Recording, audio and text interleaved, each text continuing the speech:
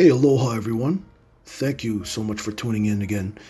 And honestly, thank you so much for all the subs. I honestly never expected to hit over 100. I honestly just post these to help others out like myself, so I was really flabbergasted when I started getting sub-bombed the past week. Now, I apologize for posting so infrequently. Started a new job recently and has been kicking my ass lately. Kinda difficult to put out videos with 70-hour work weeks, not even including the fucking travel time it takes to get to work. So anyways, today I'm going to share my PvP Templar Healer setup. I call it the Guardian. And I've been using a healer as my main character for ESO since I started playing in March, when I decided to restart this game. I rarely play any other roles unless absolutely necessary. I actually started this game to get into the PvP healing aspect of the game because I just love playing support characters. Like, to me, they're the equivalent of offensive linemen in American football. Like, always underappreciated and undernoticed, but absolutely crucial in ensuring a winning game. Now, this is probably going to be one of the main builds that you'll see frequently on this channel that will change as the meta of the game changes. So this build I'm going to specifically refer to as the Guardian version 1.0. Timestamps are posted in the video description if you want to navigate through specific parts of the video. I hope you enjoy.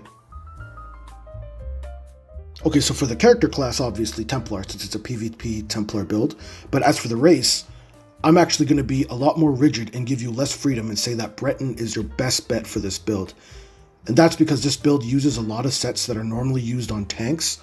I would say the passive skills from the Breton offset some lack of magicka sustain you wouldn't normally get on armor-heavy tank sets. And also, if you've ever played PvP, you would know that sustaining your resources is not particularly easy, so I believe that the Breton compensates for a lot of that. In terms of your attributes, you want to put everything in magicka since this build is almost exclusively magicka only spells. Now, as for your Mundus stone, Atronach, because you want to boost that magicka recovery to the absolute max you can get it to. And as for food, there are many options out there, but I would recommend Bewitched Sugar Skulls, Clock Citrus Fillet, or honestly any other tri-stat boosting food, whatever you got access to and whatever you can afford. Now, in terms of gear sets, we're going to be using Aetherial Ascension on the body, 5 body pieces, which is a new Markarth DLC craftable set that requires 9 traits to make.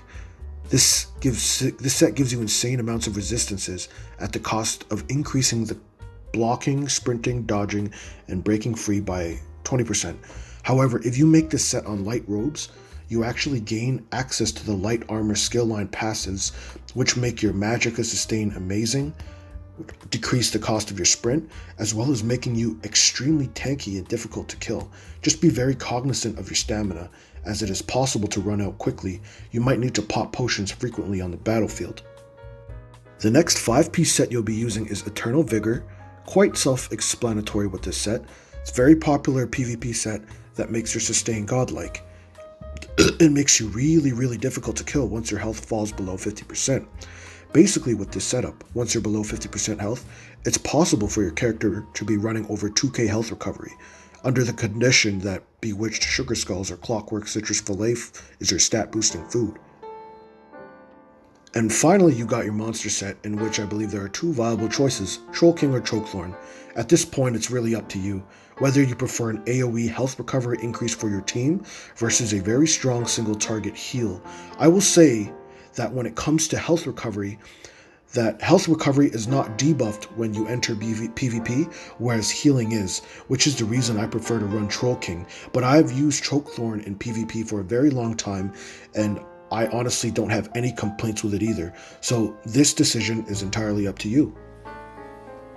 Now, in terms of your skills, on your main bar where your restoration staff is, you want to have the Honor the Dead, which is your main burst heal, and it's really good for healing your teammates when they get in situations where they're just being overwhelmed. This is very strong. Energy Orb, which is one of your main hots or heal over times, which heals your teammates every half tick, as well as allowing you to provide resources to your teammates when they start running low. Radiating Regeneration, which is also one of your main hots, which will heal your teammates for a very good amount for over 10 seconds. Repentance, which is kind of just a flex spot here where you put it just so you can get access to minor fortitude, minor endurance, and minor intellect, which increases your health, stamina, and magicka, and living dark. Now this is one of your main defensive skills that you're going to have on your main bar. Anytime you get attacked, when you have this cast, enemies will basically get slowed down and you'll get healed, and it'll give you enough time to run away to go back to healing your teammates. And then you have your practice incantation, which is your very strong kind of oh shit button when everybody's being overwhelmed. It'll allow you to heal your team for 8 seconds while you're channeling it. Now on the back bar, this is your sword and board. You want to have Ritual of Rebirth, which is your strong area of effect burst heal that will heal everyone within a certain vicinity, as well as heal somebody outside of that range. Now, Extended Ritual, which is one of your main heal over times, which you should always be casting no matter what, so your teammates can cleanse any negative effects on them. Repentance is also your flex spot here because you just want the minor fortitude, endurance, and intellect. Restoring Focus. Now this is also one of your main spells that you have to cast, because this is what's going to make you a tank, and this is what's going to make you very hard to kill. And then your Binding Javelin, which is a spear that you can hurl at your enemies, which will drop them for 2.5 seconds, which you can use to either run away or help your teammates immobilize an enemy. And then you have your Reviving Barrier, which gives you a really strong shield for up to 30 seconds. And if that shield isn't used up, which usually doesn't happen, but if it's not used up, they also are able to heal. Now, as for the passives, you want to go under the Adrix Spear line, and you basically want to max everything out right here, right? Since you can gain access to a lot of like the spell resistances like you have for here, and increasing your weapon damage, as well as gaining, minor protection if you ever were to use a spear. Now as for Dawn's Wrath, because you are using Living Dark, you want to max out all the passives so you can increase the duration of that. But there's also like this spell right here, you see Restoring Spirit, reduces the health, magic, and stamina and ultimate cost of your abilities by 5%, which is really nice. Under Restoring Light, because you're a healer, everything should be maxed, right? This is self-explanatory. I don't have to go any further into that. Now, as for your one-hand and shield, you want to max Fortress, Sword and Board, Deflect Bolts, and Battle Mobility at the very least. Deadly Bash is up to you. I don't find myself using Deadly Bash very often, so I opted to not put any points in that, but it's not going to hurt if you do. But the other 4 are an absolute must, okay? As for your Restoration Staff, because Radiating Regeneration is one of your main hots, everything here should be maxed out. And that's also because you're using a Restoration Staff, everything should be maxed out anyway. Because you are using Light Armor Ethereal Ascension crafted set, everything should be maxed here in terms of the passes for light armor, so you can reduce effectiveness of stairs and sprint, and increase your mag recovery, and reduce magicka cost, and increase your resistance, blah blah blah blah, right? Everything. And because heavy armor, you want to max out the first 3 because you're using a heavy shoulders and heavy helm, so you will get benefits from having these 3. However, the bottom 2 are not necessary because you need to have 5 pieces of heavy armor, which you are not using. Now, in terms of your Undaunted, everything should be maxed out there, right? So you can gain access to their tri-stats. As for Breton skills, everything should be maxed there, right? Because you want to gain access to your max magicka, spell resistance, as well as reducing the magicka cost of your abilities by 7%. Now, the first thing you should be doing is always casting your Restoring Focus and your Extended Ritual. The reason for that being is that your Restoring Focus increases your physical and spell resistances like crazy to the amount where it makes you really hard to kill, an Extended Ritual, which provides a nice heal over time, as well as an ability for you and your teammates to cleanse any negative effects from you.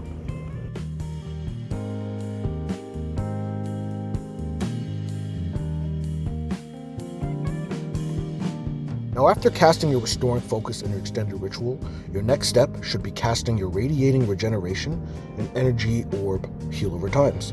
Reason for that is you don't want to be bursting your teammates way too often, because it'll just end up being way too expensive in terms of magicka and your resources. You'll find that you'll run out a lot.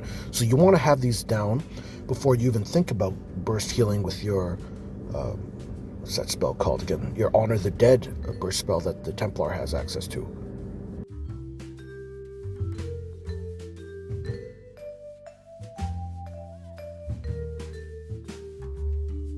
Now, after placing your restoring focus and your extended ritual and your energy orb and your radiating regeneration heal over times, you want to be casting Honor the Dead. Now, Honor the Dead is going to be your main burst heal when your team or yourself gets into situations where your heal over times are not as effective and that you need to heal yourself really quickly. Now, be careful because these are very expensive. Now, while you're doing all of this, if you're not being attacked and you can afford to and you don't need to heal your team, you should be weaving in heavy attacks to restore magicka. You want to always make sure that your magicka is near full, because when you run out of magicka, then you're no longer able to heal your teammates. So you want to be constantly casting your heal over times, burst when needed, but when you don't anymore, just weave in your heavy attacks, hold down that trigger, and restore your magicka, and you'll really be thankful for this in situations where you need magicka. And finally, you want to be casting your Living Dark spell, which makes it so any enemies that hit you, they slow down, and on top of that, you get a little bit of heal. So it'll let you run away if you ever encounter any danger. And last, obviously, you want to throw down your ultimates if you get into situations where it's too dangerous. So yeah, that's basically the whole Guardian version 1.0 video. Nothing much more to discuss in terms of what else to do. Obviously, this Guardian video will change over time as the meta of the game changes. And that's just, when I find that this character is no longer good in PvP, I'll find something else, replace a few sets, and share it again. So yeah, I got a lot of Battleground gameplay here for you. And it's just basically, I follow very fundamental rules that I've laid out for you, where it's you cast your Restoring Focus and your Extended Ritual first, right? Because that's what's going to make you tanky, that's what's going to help keep you alive and allow your team to cleanse negative effects in this very dot-heavy meta. Once you have that, then you have a lot more freedom to do other things, like you can throw in more heal over times and then throw in your burst heals as needed, and then throw in your Living Dark, for example, if you need to run away. Now, this character, I'll be honest, I use this on PvE a lot. I don't use a lot of the sets like Olarim or a lot of the sets that are recommended in a lot of builds on YouTube or on Allcast and everything. And let me tell you, this build is very good on survivability in veteran dungeons. When people are down, it can pick people up without dying. So it's not a bad build, but I mean, forget it. Let's not talk about this build in terms of PvE, even though it can be used for PvE. So I don't have any cyrodiil gameplay here. Only because it's really hard to find friends to play PvP with here. I don't have anybody that plays, so I basically just sign on as a pug and just join a random group. And let me tell you, man, at the end of the video, you'll see that this character, despite getting no kills and just getting deaths, always has the highest score when it plays. And it's a winning character. Like, there's very few games that I win. Very few games that I lose. I win most of my games. And this is just from some random dude going in as a solo player, as a healer, which is pretty crazy. So I thought that was pretty impressive. I'm not very good at PvP, I'll be honest. I suck at the new MOBA games or the League of Legends and all that crap, where it's kind of similar to this, or Smite, like that stuff. I'm really bad at those types of games, but this character, man, I'm telling you, because I have the ability to build it myself, I do a lot better online. And yeah, just keep watching this. Look at the insane survivability. I'm following the basic rules of Rune Focus, Extended Ritual, that's it. And if I need to run away, I go Living Dark, and then burst heal as needed. And yeah, this thing, oh god, look at that, man. I love this character so freaking much. But anyways, guys, I would like to thank you again for watching. Like, I honestly appreciate it. I don't know why I'm getting so many subs the past week. Like, I didn't figure this channel would even get above 100, I'll be honest. I didn't even want 100. I just wanted to post vids out. You didn't have to subscribe. You could have just watched it or anything, but I really do appreciate the support. So thank you very much for watching. Work's been kicking my ass, but I'll try to post as many videos as possible. Mahalo for tuning in, all right? Take it easy, guys.